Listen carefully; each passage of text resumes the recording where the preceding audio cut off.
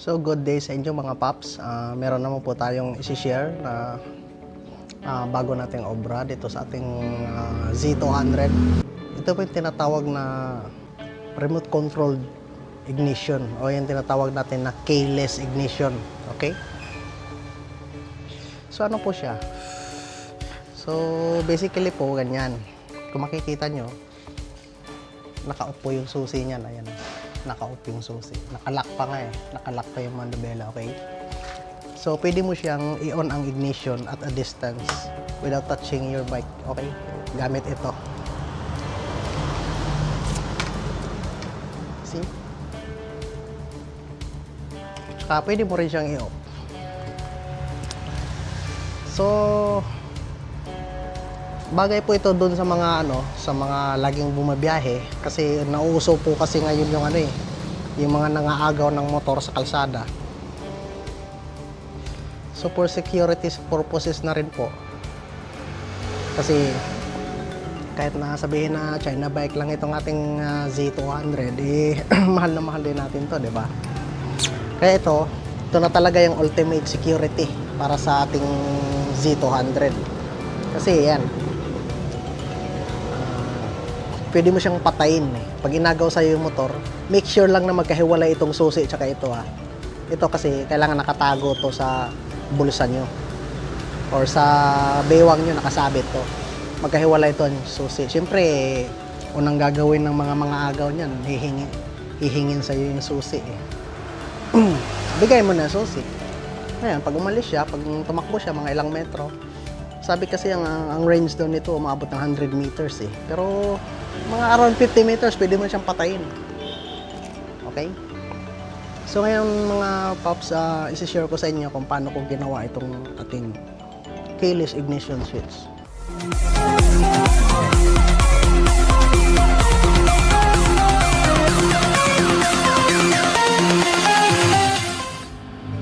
So these are the main components that make up our remote keyless ignition system. So, simulan natin dito. Ito po yung tinatawag na 3-position switch. Okay? 3-position switch po ito. Ayan o, tatlo ang terminal niya. Tapos, meron siyang on, tapos off, tapos on ulit. Okay? Isang off position sa gitna. On yan, tapos on din yan. Okay. So, ang off niya ay nasa middle position. Single pole po siya. Single pole. Double throw. Pero kung meron kayong ganito na switch, pwede rin. This is the one that I used in my DIY amplifier cabinet for my guitar. So, this one has only 2 positions. Always on. Okay. Always on yan, wala siyang off. Wala siyang off position. It sends current either any of this side. But this has 2 poles, double pole, and each row isolated to each other. Okay? So, naka-isolate itong tatlong row na to, tsaka itong tatlong na row na to. So, hindi sila connected. Parang dalawang ganito siya. Pwede kayong mag-connect basta dito lang sa kabilang side or dito sa kabilang side kasi naka-isolate naman yan eh. So ayan, 3-position switch or 2-position switch basta as long na tatlo yung terminal niya at saka at least meron siyang 15 ampere na rating. Okay? Wala kasi akong mahanap na mas mataas pa dito eh. Pero this should be sufficient as long na hindi loaded yung bike mo. Hindi gaanong maraming accessories na nakakabit. Kaya to. So another thing is this, ano ba ito? Automotive relay po ito. So this one here is a 4-pin automotive relay. So actually you can use any kind of relay as long na meron siyang 87 na pin. Okay?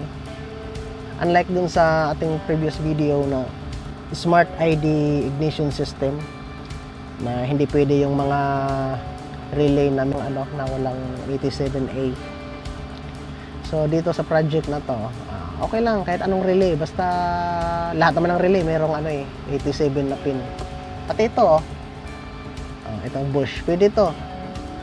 Itong bush na relay na mention ko dun sa previous video. Kasi puro 87 tong dalawa eh. Okay. Either alin dito sa pin na to magagamit nyo.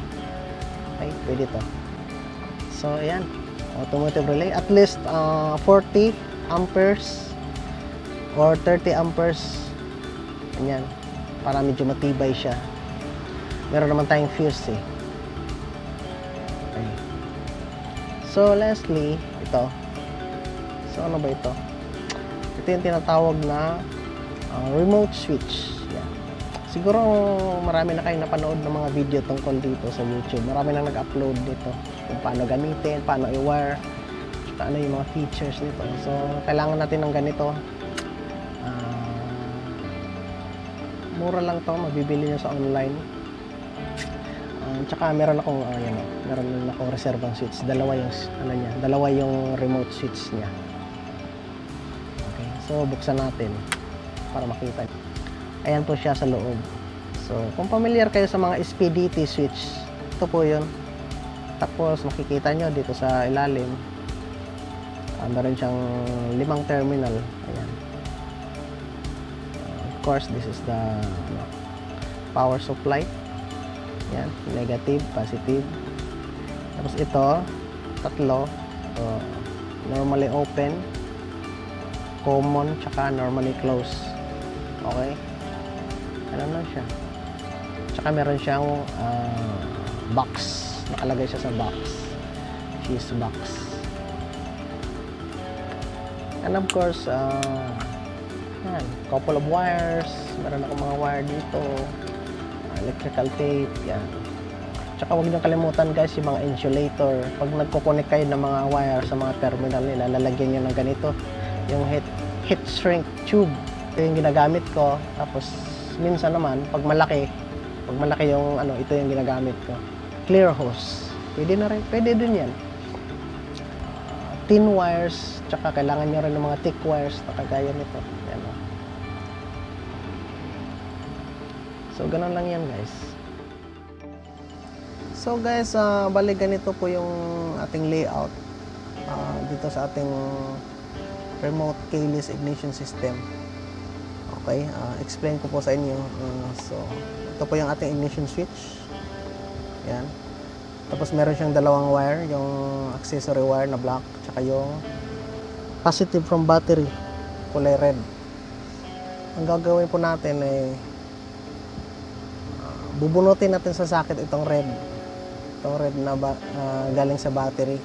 Tapos paghihiwalayin natin sila, male and female, paghihiwalayin natin. Itong wire na galing sa ignition key na red, dito tayo magtatap ng papunta dito sa isang side nitong three-way switch. Ito sa side terminal. Tapos ito namang red wire na papunta sa battery, kadugtong nito, doon naman tayo magtatap ng thick wire papunta dito sa middle terminal ng three-way switch. So ayan, so meron na tayong connection dito sa middle terminal tsaka yung isang side. So dito na naman tayo mag-focus dito sa kabilang side ng three-way switch. So dito sa kabilang side na terminal, diyan tayo magtatap ng thick wire papunta dito sa number 30 pin ng ating 12 volt relay. Okay? Tapos dito rin natin itatap yung positive nitong remote module. Maglalagay din tayo ng jumper mula dito sa positive terminal ng remote module. Lalagyan natin siya ng jumper papunta dito sa common terminal. Common. So dito sa normally open na terminal, maglalagay tayo ng thin wire papunta dito sa number 86 terminal nitong 12 volt relay. Okay? Hindi yan nakatap dyan ka-jump yan. Normally open, going to number 86 pin. Tapos ito namang number 85 papunta sa ground. isama na rin natin itong negative na terminal nitong remote module. Papunta din yan sa ground. Itong 87 pin ng relay, siya naman yung papunta dito sa, itatap natin dito sa accessory wire, yung black. Okay. Yan. Dito siya. Itatap natin siya. So kung sinundan nyo guys ng maigi yung aking tutorial, siguro magtatanong kayo, bakit kailangan pa nito? Itong 3-way switch na ang kailangan natin, ito lang namang relay, tsaka itong remote module, di ba? Para gumana yung magiging remote keyless na siya, remote na. Bakit kailangan pa nito? Explain ko lang sa inyo guys. Ito pong ating nilagay na 3-way switch. Ito po yung tinatawag natin na manual override switch. Yan. So ano po yung manual override switch? Ito po kasing setup natin, itong 12 volt relay tsaka yung ating remote module. Hindi po tayo 100% sure na ito ay hindi masisira. Lalo na pag sa kalagitnaan ng biyahe, halimbawa may nag-loose na wire dyan, or di kaya totally nasira talaga itong relay, or nasira itong ating remote module, or nalobat yung ating yung remote key. So hindi na ito magpa-function. Hindi mo na mapapaandar yung motor mo. Pero dahil meron tayong manual override switch, pag sinits mo ito sa kabila, halimbawa nakaganyan siya, pag sinits mo siya sa kabila, ito na yung gagana. Balik ka na ulit sa disusi, hindi ka nakilis, pero mapapaandar mo yung motor mo, disusi ka na ulit. Yan ang purpose nito. Pag may problema dito, which is mahirap mong gawan ng diskarte, lalo na pag nasa biyahe ka, kasi nasa ilalim to ng tangke eh. Nandun to sa may makina eh. So, ang gagawin mo itong switch, ilagay mo lang to doon sa sekretong location ng motor mo na ikaw lang nakakaalam. Ililipat mo lang siya ng position. Halimbawa, nakaganyan siya, ililipat mo lang siyang ganun. So, disusi ka na ulit. Disabled na to. Okay? Tapos ibalik mo siyang ganun. Kung ibalik mo siyang ganun, ito na naman ang gagana. Pag naayos mo na, ito na naman yung gana. Keyless ka na naman ulit. Yan pa yung purpose nito. So, ang gagawin nyo na lang guys, pag halimbawa nakagarahe yung motor nyo or although mahina lang naman kumain ng battery, kumakain pa rin siya ng battery kahit mahina lang. Kasi lagi itong naka-on always on to. Naka-standby mode yan. So, ang gagawin nyo guys, kung halimbawa nakagarahe yung motor nyo, halimbawa sa gabi, ilagay nyo lang to sa middle position. Yan, naka-middle position siya. So, off siya. Hindi siya pwedeng isusi. Hindi rin siya pwedeng gamitan ng remote. Okay? Pero kung ganitong switch ang gamit nyo, yung ganitong switch, yung to position lang siya, wala siyang on, wala siyang off sa gitna. So, ilagay nyo lang siya sa key. Dito. Ilagay nyo lang siya sa kabilang position na, kumbaga, magsususi ka na naman. Ayun. Hindi na siya gagana. Kasi lilipat dito yung current sa kabila Hindi na dito papunta So, hindi na siya gagana. Ito. So, maka-cut off yung power supply nito. So, ayan na po yung ating wiring, guys. Tinanggal ko na yung Smart ID box. Yung kinabit ko dati. Tinanggal ko na. So, binunot ko itong black wire.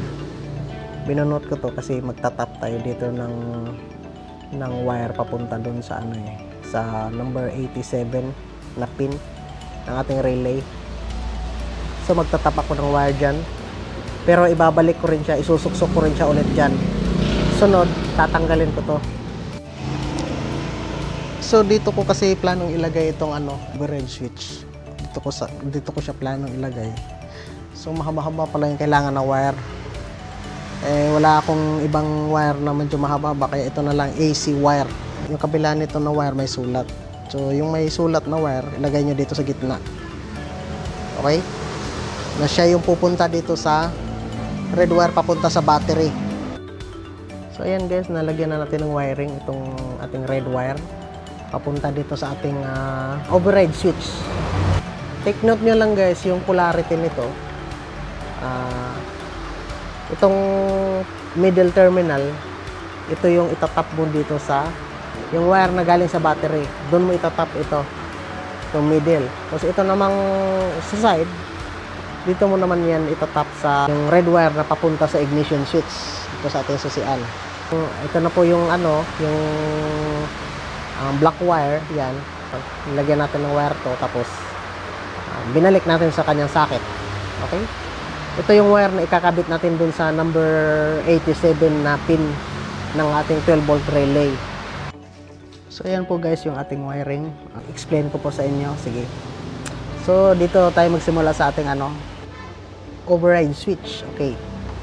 So itong gitna na terminal, papunta siya dito sa red wire na galing sa battery mismo. Okay? Gitna. As itong isang side, papunta naman siya dito sa red wire na papunta sa ignition key. Ito. Okay? Tapos ito namang isang side, yung opposite side nito, siya naman yung papunta dito sa number 30 na pin ng ating 12 volt relay. Tapos meron din siyang top na wire papunta naman dito sa positive ng ating remote switch. Tapos dito naman sa ating remote switch, itong positive na terminal, meron din siyang jumper. Yan, nilagay tayo ng jumper. Ito maiksi. Papunta dito sa common. Okay?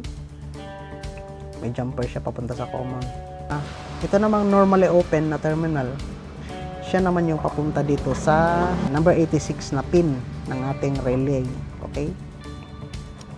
Tapos ito namang negative terminal ng ating remote switch. Papunta naman siya dito sa number 85 na pin. Tsaka diretso sa ground. Yan. Diyan ko nilagay sa ground ng coil. Number 87 na pin, siya yung papunta dito sa accessory wire. Nakatap siya dito sa accessory wire. Okay? So, sa ganyan na position guys, nakagitna siya. Ibig sabihin, naka-off siya. So, either way, sa susi, hindi siya gagana ang susi. Tapos, ito namang remote. Wala rin. Hindi rin siya gagana. Yun ang tinatawag na off position. Lalagay natin siya sa normal position, yung di susi. Ganyan lang natin. Okay? So, gagana yung susi niya. Yan. Ito yung normal lang na disusi ka. Pero itong switch, hindi siya gagana. Okay, patayin natin. Ayan, hindi gagana yung switch. So, pag nilagay natin siya sa kabila naman na position, igagano natin siya. Yan. Naka-on na ito. Itong ating remote switch. So, ang susi na naman ang hindi gagana. Ayan. Okay. Hindi nagagana ang susi, kundi ito ng remote ang gagamitin mo.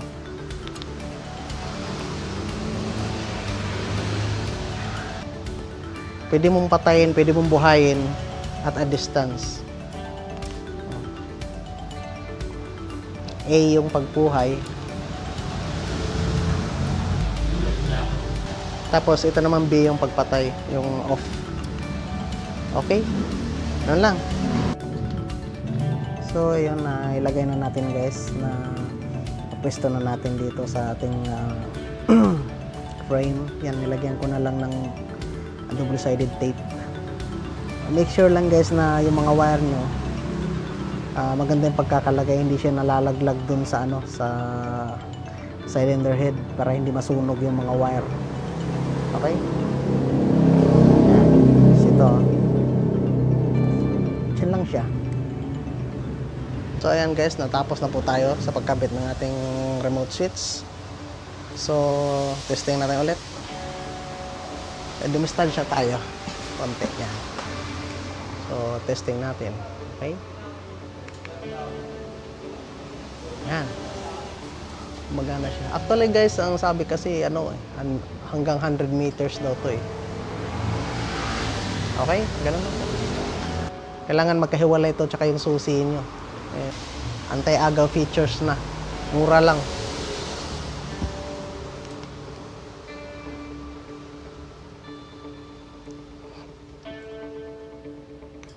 Okay. That's it.